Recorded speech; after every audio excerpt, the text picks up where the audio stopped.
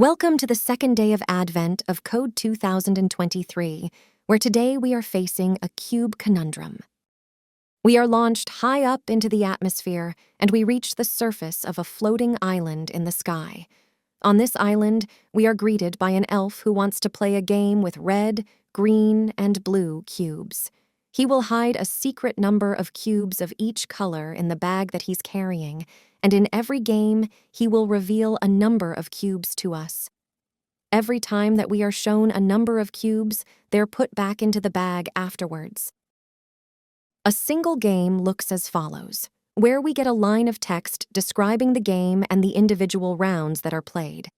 Note that every game has a unique number, in this case 1, and that the individual rounds are separated by semicolons. So in the first round of the first game, we are shown 3 blue and 4 red cubes.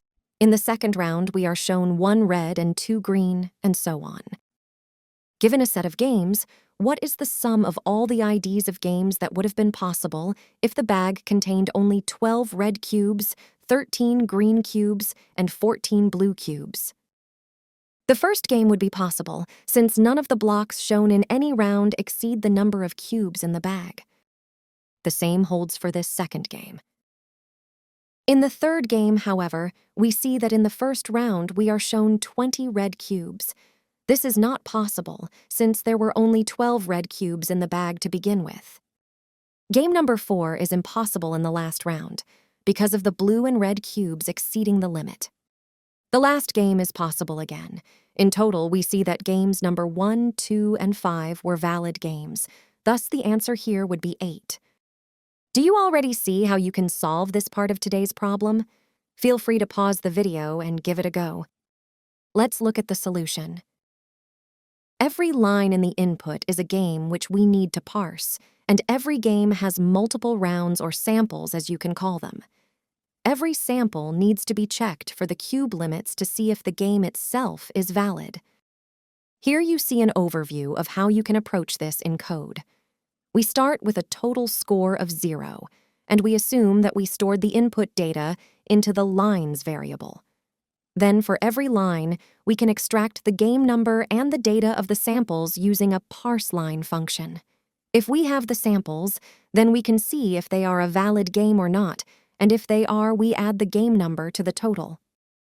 Since parsing is a fairly significant part of the solution, let's take a look at the parseLine function. The function takes in a string and returns a tuple of 2 pieces of data. The first is the game number. Notice that we can split this data simply on the first colon that is in the text. Then from this, we can get the number. I shall show a bit later how that function works.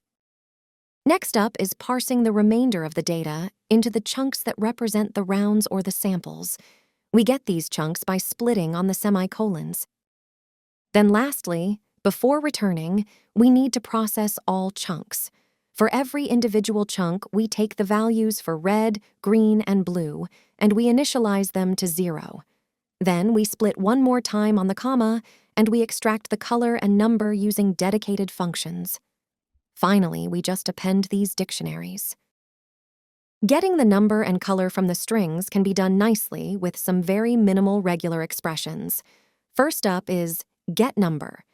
Here we have a pattern that just grabs any sequence of digits. For getColor, all we have to do is grab either of the colors. Since we broke up our input into small segments, we don't have to write complex expressions that can handle complex cases. Additionally, we know we're always going to find the pattern that we're looking for, so we always return index 0. Lastly, we check if a game is valid or not. We pass in our samples, shown as a variable here for convenience, and we just loop through the individual rounds. If any of the values in the dictionary is above the margin, we return false. Otherwise, the game was valid and we return true.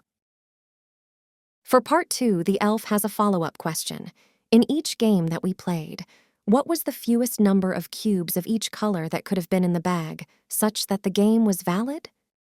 Assuming that every game is played with as few cubes as possible, we can define the power of the set of the cubes used in a single game as the number of red cubes, times the number of green cubes times the number of blue cubes. Going over all games once more, what is the sum of the power of all sets? Let's take the first game as an example.